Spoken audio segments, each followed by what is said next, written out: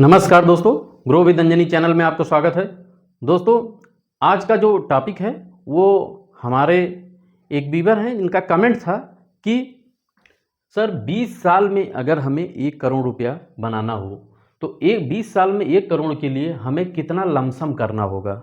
यानी कि वो एक बार इन्वेस्टमेंट करना चाहते हैं, सिंगल इन्वेस्टमेंट कर देंगे और 20 साल का उनका टारगेट है, 20 साल का एक टाइम है कि 20 साल में हमको 1 करोड़ रुपया के आसपास चाहिए।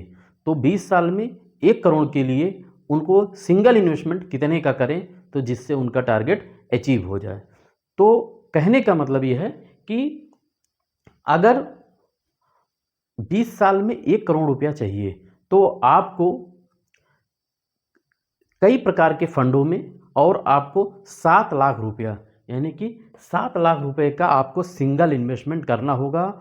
और 20 साल के लिए 20 साल में आपका मैंने जो एक्सपेक्टेड रिटर्न लिया है 15%, यानी कि जिस फंड में आप सिंगल इन्वेस्टमेंट करेंगे उस फंड का रिटर्न जो है एवरेज में लमसम 15% का अगर आता है तब आपको सिंगल इन्वेस्टमेंट 7 लाख रुपया करना पड़ेगा।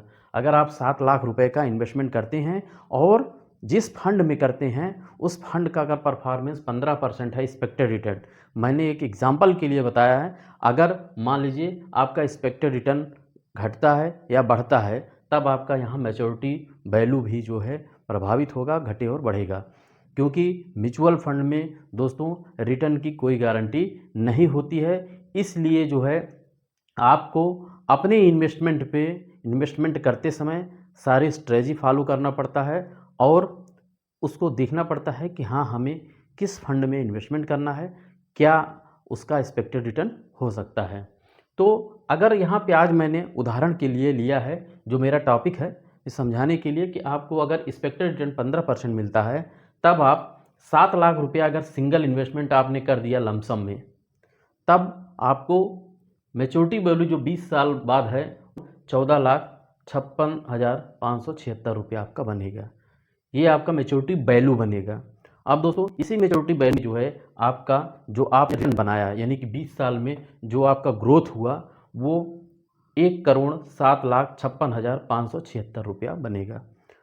अब 1,07,56,576 में आपका LTCG यानी long term capital gain tax आज के गवर्नमेंट के भारत सरकार के अनुसार जो है आपका 13,46,712 रुपया आपका बनेगा।